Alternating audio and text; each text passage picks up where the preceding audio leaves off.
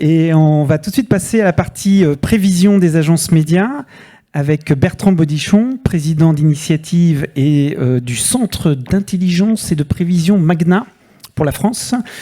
Ça fait plusieurs années que vous nous accompagnez sur Adforecast, merci beaucoup. Et je crois que cette fois, vous avez mis à jour vos prévisions et que ça a pas mal changé par rapport à juin. Je te laisse la place. Bonjour à tous.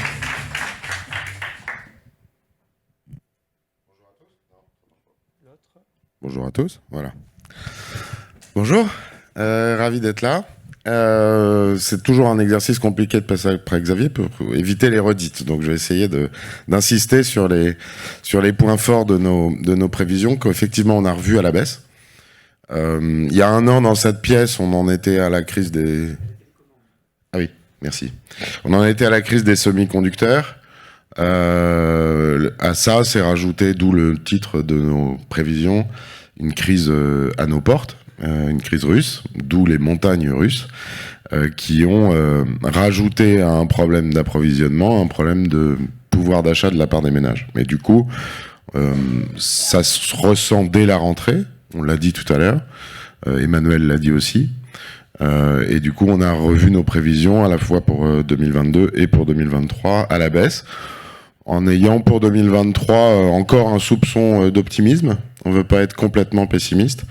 Est-ce que je parierais sur ce qu'on prévoit? J'ai peur que ça soit pire. Très honnêtement, on n'en est pas à être flat, mais on a révisé largement à la baisse. Donc Magna Intelligence, c'est effectivement l'entité du groupe Media Brands qui est partout dans le monde. On couvre plus de 70 pays. On a 2 mises à jour normalement par an, une en juin, une en septembre pour l'ensemble des pays, et pour la France et en décembre pardon, et pour la France on a fait une récemment en septembre. Donc on a une croissance mondiale en 2022 qui est révisée à la baisse là aussi, mais qui est quand même encore assez forte, à peu près 9%. Avec l'Europe qui est à la traîne dans cette prévision. Les États-Unis sont repartis très très fort cette année, et l'Europe contribue seulement à 20% de la croissance globale du marché. Donc moindre en Europe, comme je le disais. Là où le monde est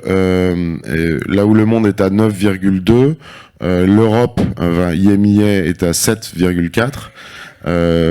Là où l'Amérique du Nord, comme je vous le disais tout à l'heure, qui est vraiment celui qui porte le plus la croissance, est à peu près à 11%.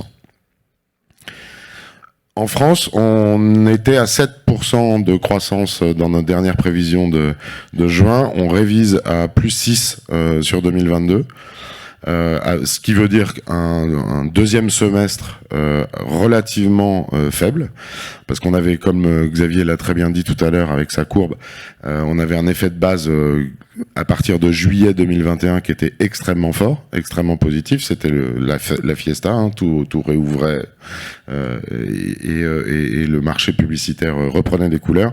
On a un effet de base qui fait que on va être en Q3 et en Q4 selon nous en décroissance. On entame une décroissance par rapport à l'année dernière, ce qui fait que on révise notre prévision 2022 à plus 5,8. Là où l'Allemagne, enfin c'est assez cohérent dans l'ensemble des autres pays, sauf en Espagne qui est à 8,2, mais ils ont démarré plus tard, fin 2021. Ça profite à l'ensemble des médias, Xavier l'a très bien dit, essentiellement évidemment à ceux qui avaient été le plus touchés par la crise Covid, c'est-à-dire l'affichage extérieur et le cinéma. Mais ça profite globalement à tous les médias. Mais on tient compte, et c'est pour ça qu'on révise à la baisse, on tient compte d'un début de ralentissement. Là où on l'a déjà dit, une très forte croissance sur le premier semestre 2022, à partir du troisième trimestre 2022, puis Q4 2022, on prévoit une baisse. Donc si on regarde par média, on est par rapport à 2021 sur une sur une croissance relativement homogène sur l'ensemble des médias. La télé, dans les médias historiques, est celle qui profite le plus. Mais dans la télé, on va le voir sur la slide suivante, c'est pas la partie linéaire qui profite le plus, c'est la partie catch-up et la partie digitale de la télé. Et finalement, on va le voir, c'est vraiment la leçon de cette année, le digital a sauve tous les médias qui lui préexistaient. Le digital est dans tout.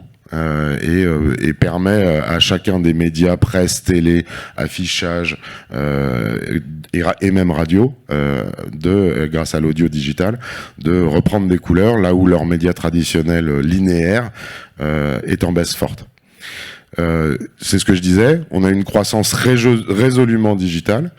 On est là où sur les médias traditionnels linéaires, on prévoit 2,6% de croissance entre 21 et 22 et une stagnation, on va dire, en 2023. La partie digitale de l'ensemble du marché est en croissance forte, plus 7% cette année et plus 9% l'année prochaine. On a une prévision pour 2023. Là, c'est un peu méthode Coué. On essaye d'être. On avait prévu 8,3% dans nos dernières prévisions. On révise à 5,6 pour 2023, avec un marché global à 5,3, pardon, pas 5,6. Avec le seul pays, avec l'une des meilleures croissances du marché européen, sauf sur les UK à plus 7,7. On est évidemment dans un contexte économique extrêmement incertain. Le FMI revoit régulièrement à la baisse les perspectives de croissance de l'économie mondiale. En France, on est à plus 1% aux dernières prévisions et un PIB qui flirte entre 0 et 1% avec des révisions à la baisse. Donc nos prévisions suivent assez fortement le contexte économique incertain. On a dans ce marché, c'est un peu ce que je disais tout à l'heure, en fait une compensation du digital qui permet à tous les médias de récupérer. Quand je regarde la télévision, par exemple, on prévoit 1,7% de croissance en 2023. Mais en fait, c'est le résultat de 0,5% de croissance sur la télé linéaire, donc quasi flat, et 18% sur la catch-up. Le raisonnement est encore pire sur la presse.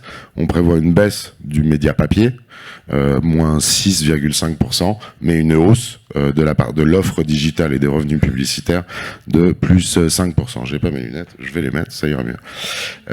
Ce qui fait que sur les médias traditionnels, on prévoit un marché traditionnel flat, enfin légèrement à moins 0,7, et un digital à plus 9%, qui donc bénéficie non seulement aux GAFA qu'on va voir juste après, mais aussi à tous les acteurs historiques. On a encore une fois une année de plus, ça aussi on se l'a dit l'année dernière, on se le dira de plus en plus, mais là c'est encore plus vrai. Sur les 5,8% de croissance qu'on prévoit en 2023, les GAFA captent 90% de cette croissance. Et c'est le vrai sujet c'est le vrai sujet qui doit activer, à mon avis, l'écosystème média français, à laquelle on doit, c'est à ce filtre-là qu'on doit analyser la non-fusion TF1 M6, parce que si les médias français se renforcent pas, il y a un moment, le chiffre que je montre là va continuer à exister. Donc le social. Alors si on regarde les revenus publicitaires par leviers digitaux, la vidéo continue à bien se porter, mais ralentit très fortement sa croissance cette année avec 6%. Le search est à 11% de croissance. On prévoit 12 l'année prochaine. Après une année 2021 évidemment excellente. Le display des pure players est légèrement en baisse, le display traditionnel, et ça c'est bien ce qu'on observe dans l'ensemble de nos agences. Et le social alors on est assez peu aligné avec les différentes études qu'on a pu voir. On pense que l'impact des changements de règles de consentement sur l'iOS 14 ont été beaucoup plus fortes que ce qu'on a pu lire dans les différentes études. Et nous, là où le social était à 39% de croissance l'année dernière, on prévoit 2% en vrai de croissance cette année et 6% l'année prochaine. On a des évolutions par média qui sont très contrastées. D'une année d'un média à l'autre, pas la peine d'y revenir. On va se concentrer maintenant sur l'inflation puisqu'il me reste que 3 minutes. Alors sur les inflations 2022 sur la télé, on est à 14% sur ensemble journée 15-49. On prévoit, qui est le résultat en fait de la baisse mécanique des audiences qui ont eu lieu toute l'année 2022. Compte tenu de la Coupe du Monde de rugby notamment, on prévoit que ces audiences la DEI va continuer de décroître, mais un peu moins fortement que cette année, 8% de décroissance pour 2023, avec une légère reprise de tarifs, ce qui nous amènerait à 12% sur les télés d'inflation sur les télés nationales et 7% sur les télés thématiques. Sur les autres médias, on prévoit sur la presse papier 1% d'inflation comme en 2022. Sur la radio, 3% d'inflation versus 3,5% en 2022. Sur l'affichage qui prend directement lui aussi les effets de l'inflation sur ses coûts d'exploitation. Je discutais hier avec Deco et les coûts d'exploitation ont augmenté de 40%. À cause des coûts de transport, des coûts de salaire, etc. Donc ils vont essayer de passer une inflation forte. Mais donc ils ont 3,5% cette année. On prévoit 2% l'année prochaine. Là aussi, ils vont être plutôt bien aidés par les événements sportifs. Et sur le digital, très faible sur le streaming et les audio et les podcasts, 1% d'inflation. Sur les bannières classiques, 2%. Sur la vidéo, comme cette année, à nouveau 5% d'inflation. Et sur le social, 3%. Je suis dans les temps. Bravo.